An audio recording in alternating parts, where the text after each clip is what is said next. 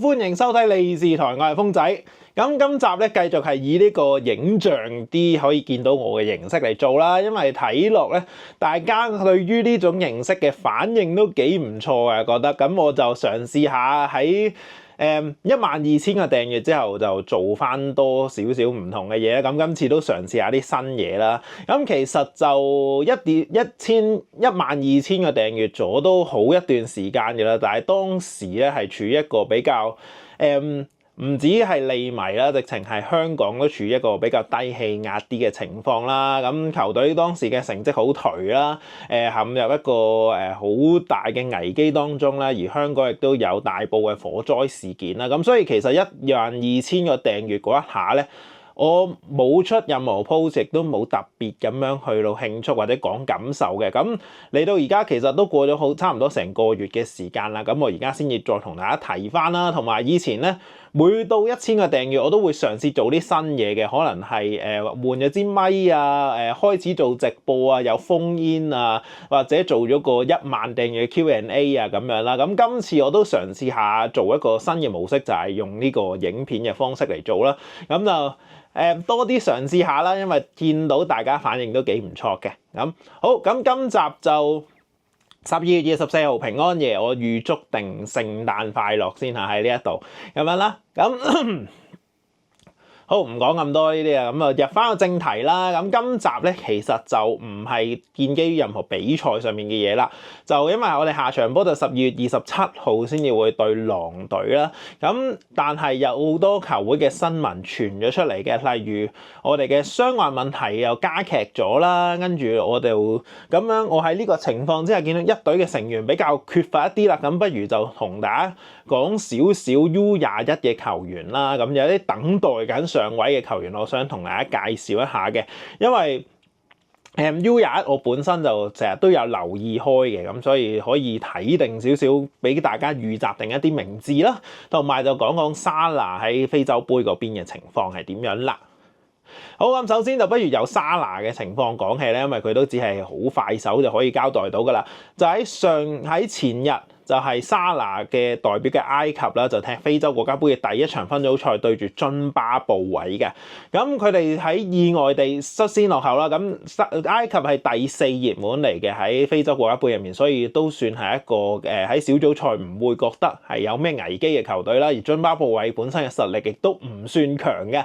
咁但係佢哋落後在先，喺上半場嘅時候都係維持住呢個落後1-0嘅狀態啦。直至到下半場咧，馬莫殊自己有一個個人嘅突破壓到去邊路左邊嘅窄位，然後右腳咧就射個抽網頂嘅波咧，追翻成1-1平手啦。然後直至到補時階段，沙拿咧喺禁區入面控球，再左腳射向近處一個彈地波咧，就收死咗津巴布韋嘅門將，絕殺咗津巴布韋2-1贏波啊！咁就令到佢哋喺第一場嘅分組賽可以順利贏出啦。咁沙拿翻到去國家隊，馬上就成為咗一個英雄人物啦。咁就希望佢可以繼續行落啲啦。其實我一向喺非洲杯入面都幾支持沙拿可以創造到一啲佳績嘅，咁希望今次可以行得遠啲啦，咁樣啦。同埋而家球隊都唔係話特別好點講啊？佢嘅重要性比以往減低咗啦，咁可以俾佢專心啲喺國家隊嗰度表現啦嚇。不過即使沙拿嘅地位未必係最重要啦，而家漸漸減弱咗啦，但係我哋嘅隊中傷兵都非常之多嘅。上場就已經係傷咗伊薩同埋巴特利，仲有蘇布斯係會停賽啦，喺下一場咁都幾多大問題喺度嘅。伊薩啱啱就喺琴日確認咗佢已經做完佢嘅小腿骨受傷啦，因為佢除喺上一場俾阿雲特芬夾落去佢隻左腳嗰度咧，就出現咗一個傷患啦。即使佢入波係入咗噶啦，但係咧就有膝頭嘅問題啦，同埋左腳小腿骨嘅骨折嘅，咁暫時預計可能就係要唞2-3個月嘅時間先至再能夠出得翻嚟啊！咁所以都對我哋嘅前線係有幾大嘅影響嘅。再加埋本身有利安尼啦，利安尼呢個意大利中堅嘅重傷啦，應該膝頭韌帶今季都唔會出得翻嘅啦。跟住沙拿喺呢一個非洲杯嗰度就而家要缺陣啦，咁蘇保斯喺下一場亦都要停賽。再有呢個干拿巴特利喺上場嗰度受傷，就同埋加普咧，呢兩個人咧，史諾都話佢哋係50-50嘅出場機會嘅啫。跟住高美斯同埋遠藤航咧，都肯定係下一場係踢唔到噶啦，因為史諾喺呢個星期二嘅賽前記者會就講咗，因為其實場波星期六先踢，就好少星期二開賽前記者會嘅。但係相信嚟緊就係今日啦，今日就24號啦，平安夜啦，聽日咧就係聖誕節嘅正日啦，跟住26號就 Boxing Day 啦。咁所以咧，可能英國人啲外國歐洲特別重視聖誕㗎嘛，咁所以喺呢啲日子佢哋未必會辦公嘅情況之下，呢個賽前記者會就提前到12月23號就已經進行咗啦。咁樣啦，咁所以佢對於現時嘅加普同埋巴特利嘅出場機會，佢未能夠講得好肯定嘅，都係話50-50嘅啫。但係高美斯同埋 Endo 咧就肯定咗係唔會出到噶啦，咁樣啦。所以我哋個兵員咧係比起上一場會更加緊缺嘅。上一場我哋嘅後備席9個入面咧，唔計龍門的話，已經得翻4個一隊嘅長區球員喺度啦，咁樣啦。咁下場波就將會再短缺一啲嘅，同埋有啲消息咧就講到琴日嘅操練，其實 Inside Training 嘅片段入面亦都見到噶啦。干拿迪係冇份落到去草地嗰度進行一個團隊嘅操練嘅，傳聞就話佢去咗見隊醫嘅，咁就唔知個情況係點樣啦。所以亦都唔會再有賽前應該唔會再有啲咩消息可以更新到噶啦，所以唔知佢係咪真係星期六可以踢得到啦。咁對於呢個兵力嘅情況嘅話咧，我一陣會講 U21嘅時候會再詳細少少咁樣去講啦。咁嗱，球隊傷兵幾多下嘅，亦都有唔少係有2個係比較長期啲㗎啦。咁兵力短缺之下，球會會唔會喺呢個轉會市場上面尋求一啲幫助咧？咁其實近來嗰啲傳聞都幾多嘅，例如斯曼游咁樣啦，一路就話哇佢6500萬磅啊，喺呢個1月入面，因為佢有條解約金條款咧，所以呢個價格就一定買得走噶啦。只不過咧，你只係需要喺1月10號之前啟動就 OK 噶啦，因為咧班尼茅夫同佢簽訂呢條條約嘅時候，就希望可以有喺1月轉會窗仲有啲2-3個星期嘅時間俾佢揾替代品啊嘛，所以呢個6500萬磅就擺咗喺度啦。如果1月唔賣唔走的話咧，咁就嗰個解約金條款去到夏天咧就會降價去到5000萬磅嘅。但係對於我哋嘅前線嚟講咧，其實係我覺得算係一個幾需要增兵嘅地方嚟嘅，因為我哋邊路嘅突破能力比較弱啦，而家仲要前線傷埋伊薩啦，咁所以兵員比較短缺一啲。不過而家 Fabrizio Romano 嘅傳聞啦，呢個轉會專家就話啦，我哋11月底嘅時間曾經問過班尼茅夫有關於斯曼游嘅情況，但係後來就冇再跟進落去噶啦。跟住最新琴晚嘅發展咧，就係曼城出手咧，就非常之接近可以買入到斯曼游噶啦。以 Fabrizio Romano 嘅角度嚟講啦嚇，佢報道嘅消息。咁曾經有出現過熱刺、曼聯同車路士呢3隊同埋我哋咧，都係爭取過斯曼游啦，但係最終就冇成到事嘅。咁而家曼城就好接近搞掂噶啦，咁所以咧可能我哋要對於呢個逆風嘅隱瞞啦，斯曼游呢個目標可能就要退後翻少少，大家唔好咁對於佢咁憧憬住啦。同埋咧，其實我本身都覺得斯曼游佢突破能力係幾唔錯嘅，有速度嘅，亦都有射術，但係我覺得佢嘅實力係咪去到6500萬磅嘅級數？我覺得未算嘅。如果你對比起今年夏天嗰啲賣人啦，例如安保姆啊、古拿啊嗰啲，傑斯韋治都曾經有一個價錢出現過嘅，但係只係最終走唔成嘅啫。咁嗰啲球員咧係比較 proven 一啲嘅，我自己覺得。斯曼尤咧係最突出嘅話，就係喺上季開始啦，但係佢個數據未算交得好好，今季先真正爆發出嚟嘅啫。咁個依賴啊，嗰個數據上面嘅 backup 咧，唔係話特別多嘅，所以只不過係我哋邊路真係好缺人，所以先至會覺得哇6500萬鎊都要佢啦。但係你話本身佢係唔係一個咁值咁貴，或者佢係咪一個咁好嘅人選咧？我覺得未算係嘅咁樣啦。但係而家都應該唔到我哋諗佢係咪可以要佢啦嚇。而另外一個大家覺得比較可行啲啦，直情係可以擺到前線入面踢到攻中又踢到翼鋒嘅咧，就係艾利諾啦。咁佢喺夏天嘅時候就先借去維拉一季啦。如果出夠10場嘅話咧，對方就必須要以3500萬鎊將佢買走㗎。咁其實開頭咧都有啲出場機會嘅，維拉就開季唔係咁順啦，頭4場嘅聯賽不勝之餘係0入球㗎。咁跟住艾利諾嘅加盟啦，佢喺聯賽杯第一次出場咧，就已經幫維拉攻入咗佢哋成隊嘅第一個入球。但係隨後嘅踢多少咗4場之後咧，佢就開始失寵啦。最後一次上陣咧，已經係10月2號啊，喺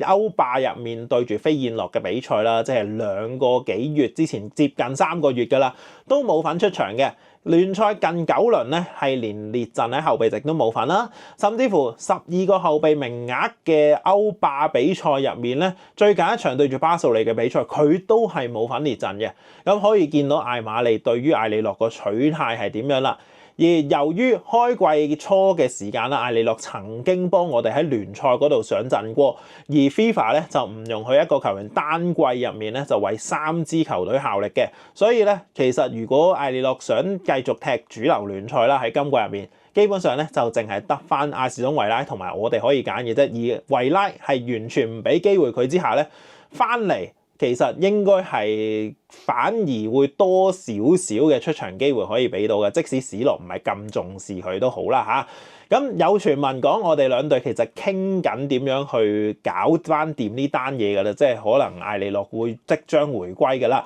史諾咧喺有啲賽前記者會入面就話其實我都冇同佢點樣溝通過㗎，喺今季入面，淨係喺維拉對住飛燕諾嗰場歐霸嘅賽前賽後有同佢嗲兩句咁，send 下 message 定係點樣啦？可能總之係一啲唔係太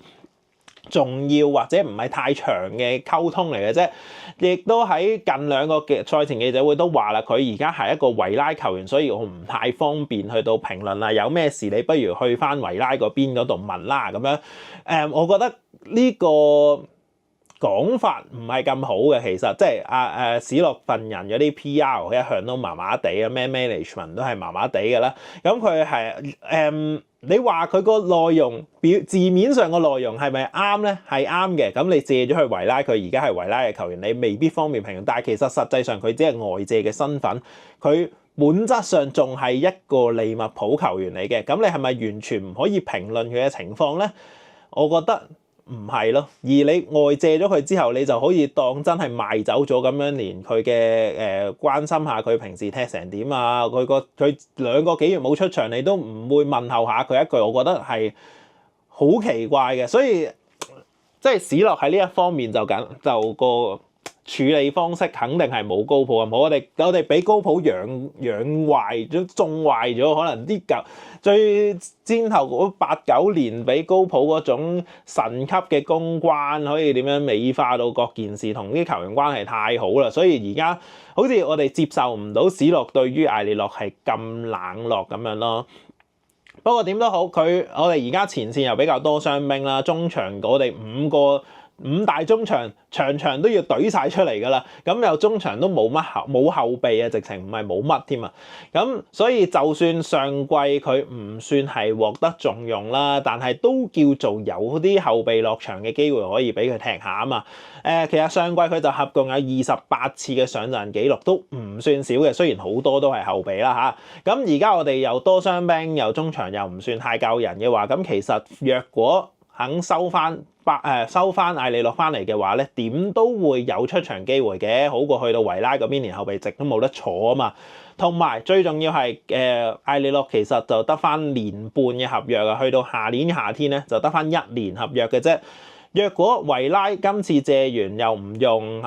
擺喺雪櫃入面擺多半季先至掉翻嚟嘅話，咁佢剩翻1年約，你想賣出去咧都唔會話好價值嘅啫。咁所以喺1月能夠收翻嚟，我哋俾翻少少出場機會佢，咁樣叫做下年若果真係夏天想賣的話，都補多少少值啊嘛，唔會俾人哋覺得佢係一個擺喺雪櫃入面嘅球員，完全呢1年都冇表現啊嘛。咁回收艾利諾，我覺得係比較容易實行到嘅一個選項啦。咁另外啦，其實我仲有另外一個目標嘅，不過可能都唔算係一個好熱門嘅目標，就係哈利威爾遜，即係富咸嘅一位右翼啊。咁佢今季喺英超入面就有5個入球、3個助攻啦。近5場波咧，佢入咗3球，同埋有3個助攻，係狀態幾火熱下嘅。咁佢其實而家28歲仔㗎啦，英超佢都踢咗幾季啦，歷年最多入球嘅一季咧，其實佢係入咗7球咁多嘅啫，咁唔算好多啦。其實而家半季已經入咗5球咧，直逼呢個最佳數據㗎啦。咁點解我會提及佢咧？因為佢本身個身份係一個利物浦嘅青訓球員啦，而佢去到下年嘅夏天咧就會同富咸嗰張合約完結㗎啦。咁我覺得會唔會係一個叫做點啊，平價啲嘅選擇？咁可能唔係，我唔係話我哋1月想簽佢嘅，但係可能下年嘅夏天係有機會免簽佢翻嚟嘅。咁啊，當年為我哋一隊都踢過2場嘅比賽啦，分別就係聯賽杯同足總杯嘅比賽啦。如果佢能夠回家咁樣踢嘅話咧，係另外一個圓夢嘅系列嚟嘅。咁即係正如我覺得我想謝拉特翻嚟教波一樣嘅，都係一個點講啊？我呢一種利迷嘅圓夢嘅感覺咯，即係佢哋係青訓球員又踢得好咁樣，好想佢哋翻嚟有所作為嗰種感覺啦。咁佢現年就28歲嘅，下年3月就會29歲㗎啦。喺呢樣嘢底下咧，令到佢嘅回歸係成為咗幾大嘅障礙。佢只有免簽呢一樣嘢係比較吸引嘅啫，因為佢年紀比較大啲啦，能力又唔算非常之突出啦。遠射同埋罰球嗰啲喺禁區入面嘅把握力係幾唔錯嘅，但係佢身形比較矮細，亦都唔大隻啦，速度盤扭亦都比較一般一啲。所以你話佢嘅能力上係咪真係踢到利物浦？其實我唔覺㗎嚇。我首先要講明先，呢個係純粹一個非常之平價，甚至乎免簽之下，作為一個英超常年可以踢到嘅球員，咁佢可以翻嚟做一個比較替補啲嘅力量，我覺得係 OK 嘅，因為佢仲要係一個免簽嘅前青訓回家啦，咁所以我覺得如果去到夏天嘅話，係有可能可以考慮一下嘅，回購翻嚟簽2年約俾佢，叫做喺退休之前翻母會踢下咯。嗱，咁我呢個係我作為一個理想派利迷嘅諗法啦。不過其實我唔覺得現時嘅轉會團隊係會考慮呢一種類型嘅簽約嘅，所以純粹分享嘅啫，我個人嘅一種觀感啦。咁嗱，點解講緊前線嘅球員增兵啦？點解而家我講斯曼尤啊、艾利諾啊、哈利威爾遜呢啲？點解全部都係英超熟口熟面嗰啲球員嚟嘅咧？點解唔會去揾話法甲有邊個啊，或者德甲啊嗰啲人翻嚟咧？點解唔講嘅咧？因為咧，其實今季個外援名額咧，其實由開季嘅時候已經係處於一個非常之緊絀嘅狀態啦，係爆晒㗎啦。係季初嗰陣時，大家記唔記得歐聯咧嗰個註冊名單係連基艾莎都註冊唔到入去，係直至有利安尼重傷先擺到佢入去嘅啫。咁所以你話我哋而家仲考唔考慮到外援嘅球員咧？應該就好困難嘅啦。尤其如果唔係嘅話，我哋要賣一個先至唔可以買一個外援，咁我哋兵力都唔夠，仲想賣人先？唔係咁實際嘅，咁所以以前我哋最叻就係去嗰啲外地啦，可能德甲啊嗰啲地方嗰度買一啲可能3、4、5千萬鎊嘅球員尋寶翻嚟，再發掘佢哋由一啲一線尾嘅球員，再慢慢咁樣成長去到一線頭或者球星級數啦。但係我覺得至少今年唔係，至少喺今季嘅冬天轉會窗入面咧，係好難咁樣做嘅。而同樣嘅情況，亦都個隱瞞嘅限制，亦都喺中堅嘅位置嗰度出現咗啦。所以今季咧，基本上我哋唯一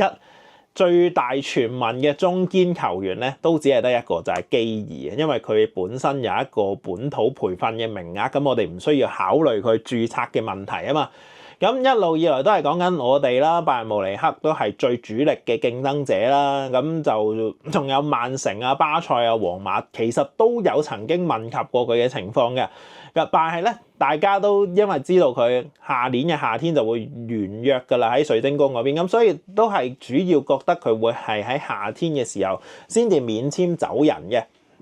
咁樣啦。但係如果大家都想等多半年嘅話，但係我哋會唔會可以喺1月嘅時候出到手咧？因為我哋中堅就已經利安尼今季都好難復出啦，而家祖高美斯近排亦都有啲傷患，同埋我哋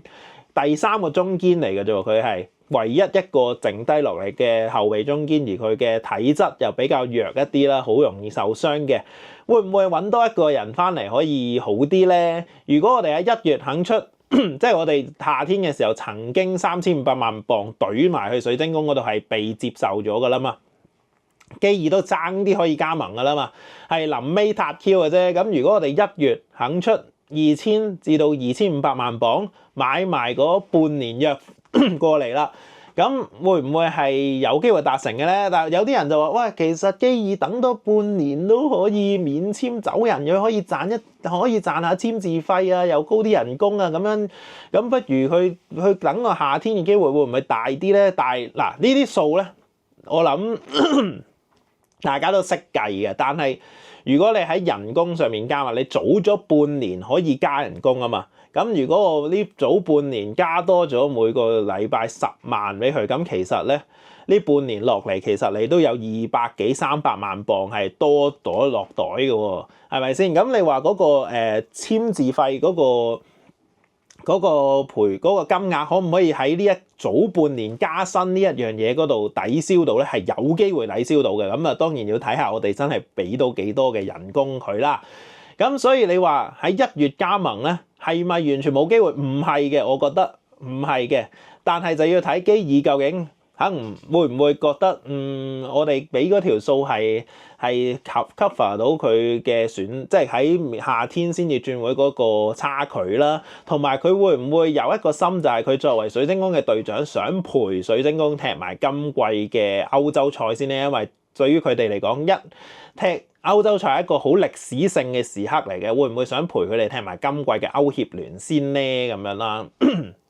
呢個都係會考慮嘅地方。同埋我哋究竟會唔會真係出2000至到2500萬鎊去買佢咧？買佢嗰半年約咧？而水晶宮又會唔會為咗呢2000零萬鎊而提早放人咧？咁有好多嘅點要考慮咯。所以唔係話完全冇可能嘅，但係我覺得就真係要再睇下事情嘅發展如何啦。咁所以你話1月要隱瞞咧，係應該要隱瞞嘅，由中堅嘅位置尤其係應該嘅，但係件事個難度都唔係話太細嘅咁樣啦。但係嗱，呢啲1月嘅事就而家呢一刻我哋做唔到啲咩啦。但係嚟緊星期6嗰場比賽咧，我哋面對住好大嘅傷停問題嘅時候，咁我哋要點樣解決咧？上場都已經有4個 U21嘅球員擺咗落去後備席啦。咁相信嚟緊星期6對狼隊嗰場波咧，就只會需要擺更加多人落去嘅啫，更加多 U21嘅球員落去啊。咁不如我都同大家講下啲 U21 球員嘅情況咧，有邊個有機會上到嚟咧？咁U21 嘅聯賽咧，即係嗰個以前就叫做預備組啦，而家就叫做英超2級聯賽啦，即係 Premier League 2嘅咁樣啦。咁我喺11月7號踢完上一輪嘅比賽之後咧，係去到1月9號先至再有下一輪嘅賽程啊！唔知點解會突然間有2個月嘅休息時間啦，咁令到 U21 嗰班球員咧就只有青年歐聯啦，就即係 U19嚟嘅。有啲再大少少年紀嘅球員都比較缺乏比賽㗎啦，同埋球隊就近排安排咗4場嘅友賽踢啦，咁所以可能呢班 U21 球員嘅比賽狀態唔係話咁好嘅啫，同埋嗰啲友賽咧其實個資訊量唔係話流通得特別好嘅，所以都有啲困難嘅，要分析佢哋近來個情況係點樣。不過嗱，從一啲一隊操練嘅情況咧，可以見到當然U21 入面嘅球員咧，比較接近一啲一隊嘅就有 Will 仔啦、安古慕亞啦。咁佢最後一次為我哋一隊落場咧，就係11月22號對住森林嗰場比賽嘅。已經有1個月都冇為一隊落過場比賽㗎啦。咁最近咧上幾日嘅啫，咁就落咗去 U21 嗰邊踢一場對住尼斯嘅友賽啦。咁啊大概踢咗1個鐘左右，拎翻少少比賽狀態嘅。今季佢就暫時有8次嘅落場，入咗1球波啦，嗰球絕殺波，咁大家都應該記得㗎啦。即使唔係要佢做主力，但係其實我覺得以佢季初嗰個 planning 咧，個落場機會嚟講係比較少一啲，因為大家諗住賣走咗迪亞斯，跟住就講到好冠冕堂皇啊嘛。我哋有安古慕啊，我哋唔想阻止佢嘅發展路向啊，所以我哋唔買翻個翼鋒翻嚟填補啦。但係而家呢一刻睇翻嘅話，你只係擺佢8次後備、8次落場，跟住你同我講話佢係用嚟頂替迪亞斯嘅存在，會唔會有啲奇怪咧？即係唔係太足夠？佢個上陣機會唔太足夠咧。但係17歲嘅球員，你係咪可以太過倚重佢咧？而家會唔會係季初嘅時候或者夏天嘅時候，對於安古慕亞嘅存在太過樂觀咧？咁所以嚟到呢一刻，我諗佢就出場機會未必好多嘅，可能而家史諾會用域斯打左翼，跟住擺晒成堆中場落去，都未必出佢嘅。同埋佢喺出場嘅時候，就算有正選啦，喺啲聯賽杯嘅比賽入面表現都唔係話特別好嘅啫。咁不過 Will 仔都長期擺緊喺後備嗰度㗎啦，隨時可以落場嘅，睇下史諾會唔會俾到機會佢啦。另外一個曾經喺今季入面擺過落後備嘅咧，就係21歲嘅翼鋒基德哥頓 K Gordon 啦。咁佢曾經係我哋球會史上足總杯最年輕入球嘅球員嚟嘅。咁早1-2年就因為盤骨嘅重傷唞咗1年半啦。咁對水晶宮嘅時候，今季嗰場聯賽杯咧，有曾經後備落場過嘅，但係咧佢最近就膝頭半月板咧就重傷啦，撕裂咗啦，所以咧而家今次星期6嗰場對住狼隊嘅比賽就肯定唔會見到佢住噶啦。咁仲有冇邊個翼鋒前線嘅球員可以上到嚟咧？咁 Kieran Morrison 啦，呢個基雲摩利遜咧，我今季都曾經介紹過佢噶啦。佢琴日咧喺嗰個一隊嘅操練入面咧都有份參與嘅。喺聯賽杯對住水晶宮嗰場波咧，佢係正選嘅右翼嚟添。咁嗱，雖然嗰場就踢得麻麻地嘅，但係佢19歲嚟講踢 U21 嘅時候有盤扭嘅能力，亦都有射門嘅能力啦。相信佢至少星期6係有機會可以列陣一下嘅，即係話到唔落場就唔知啦，但係列陣就應該冇乜問題嘅。咁呢啲就前線嘅球員啦。如果中場的話咧，最主要就係講緊賴安尼啦 Trey Lyonnais 呢位19歲嘅中場球員啦，今季都常規咁樣跟住一隊操練嘅啦。但係咧，其實講真，上場機會唔多嘅，係去到上一個禮拜對住熱刺嗰場波咧，佢喺補時嘅最後階段無聲無息地落場咗2-3分鐘左右，咁就完成咗佢英超嘅處子地標戰啊，咁樣啦。其實好似冇乜人留意到，亦都冇乜人提及咁樣啦。其實但係一個對於賴安尼嚟講係一個幾有標誌性嘅時刻嚟嘅咁。而今季佢就經常都只係坐後備，就好少落場嘅。主要甚至乎歐聯嘅時候咧，我哋好多時U19會同一日差唔多早少少嘅時間咧，去到同樣嘅地點嗰度進行一場青年歐聯嘅賽事啦。咁佢都係跟翻 U19隊踢多過於一隊嗰度列陣後備嘅，所以見到史諾都唔算係特別想預佢喺一隊嗰度上陣嘅啫。但係而家已經傷兵多到咧。五大中場擺16正選嗰度，而韓哥又傷咗啦，咁所以賴安尼咧上場結果都有後備1-2分鐘落場踢下嘅，咁而家相信佢落場嘅機會再大翻少少，因為蘇寶下場會停賽啦。即使我相信佢正選嘅機會唔大嘅，但係後備落場咧應該會再有嘅，喺星期6對住狼隊嘅時候。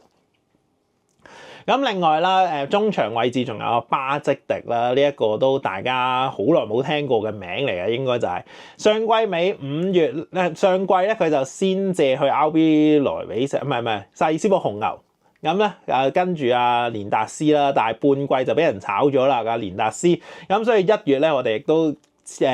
叫做咩啊？call 翻佢翻嚟啦，然後再轉借去到西甲嘅拉斯帕馬斯，咁就嗰邊佢其實係主力球員嚟嘅，都踢咗好多場波噶啦。但係去到季尾5月嘅時候咧，佢就有一個非常之嚴重嘅腿筋受傷啦，就動咗手術。原本預佢咧今年11月復出嘅啦，咁其實都復操咗啦，但係喺一個個人操練嘅階段啦，就落到草地度踢下波、跑下步嘅。近來球會官方嗰啲相咧都開始見到佢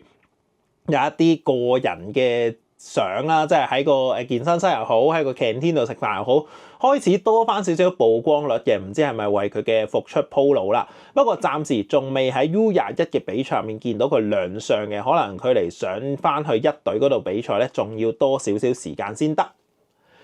咁另外啦，仲有近來開始跟一隊操練嘅咧，仲有一個21歲嘅白人中場啦，就叫做 Tommy Pilling 嘅。咁佢咧就喺一隊嗰度有跟操，其實都曾經有喺列過陣嘅喺聯賽杯嗰度。但係我自己睇佢 U21嘅比賽咧，佢嘅技術特點唔係話咁出眾嘅啫。中場亦都周不時會交失波啦，尤其是上到嚟一隊曾經踢過嘅時候咧，都係好多傳失波嘅。咁所以我覺得，雖然佢有份跟一隊嘅操練，但係你話要佢真係落場比賽，我就唔係太睇好嘅。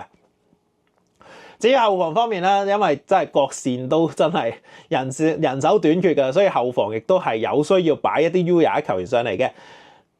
Calvin Ramsey 奇雲藍斯，當年佢啱啱加盟由呢個阿巴甸嗰度加盟嘅時候咧，我睇聯賽杯佢踢嗰場已經覺得佢非常之有潛力㗎啦，跟住但係後來咧佢就因為啲背傷啊、膝傷嘅問題都唞過好長嘅時間啦，分別外借過去英甲啊、英冠啊、蘇超等等咧，其實都唔係話特別多嘅出場機會，因為啲傷患問題實在太過嚴重啦。嚟到今季先至終於健康翻啲，可以喺 U21嗰邊有恆常咁樣上到陣，踢到90分鐘嘅比賽，甚至乎做過 U21我哋嘅隊長添，所以咧今季嚟講，佢總算健健康康咁成長緊啦。而聯賽杯正選對住水晶宮嗰場比賽咧，佢係踢得非常之好，踢足90分鐘，甚至乎係我心入面嘅最佳球員嚟添。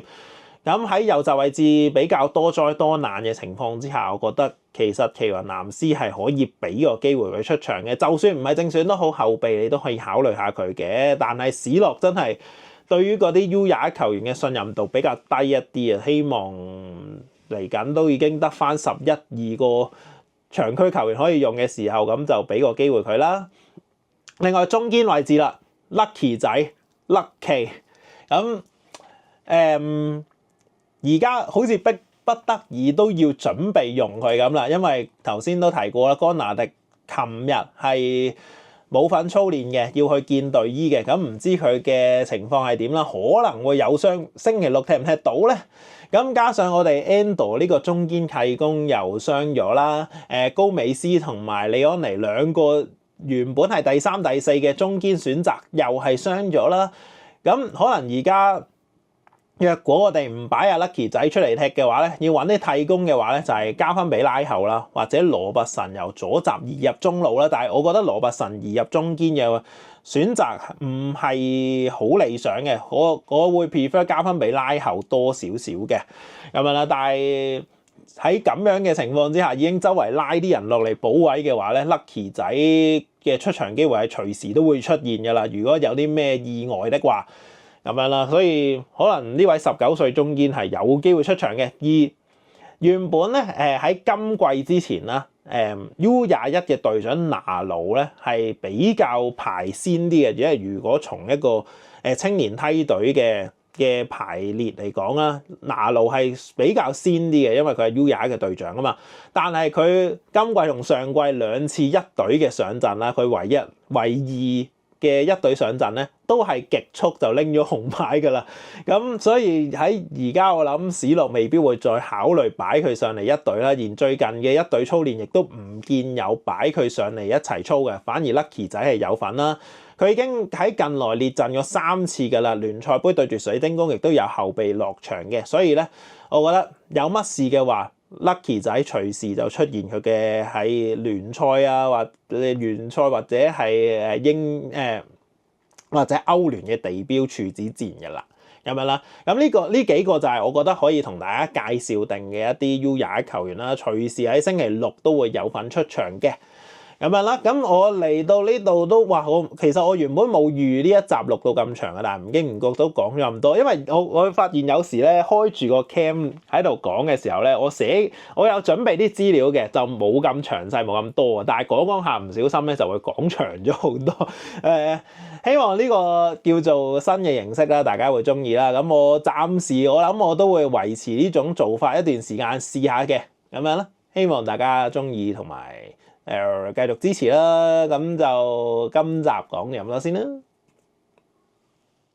多謝大家支持，中意呢條片嘅可以訂閱翻呢個頻道。利是台逢比賽翌日中午時段出片賽後評，其餘時段都會不定期為大家報道有關球會嘅消息同埋鋒仔嘅個人分析，間中仲會直播露面同大家傾偈，又或者直播旁述一齊睇波添。想更實質支持鋒仔嘅都可以加入會員，每月最低只係需要15蚊。我係利是台嘅鋒仔，下次再見 ，See you next time。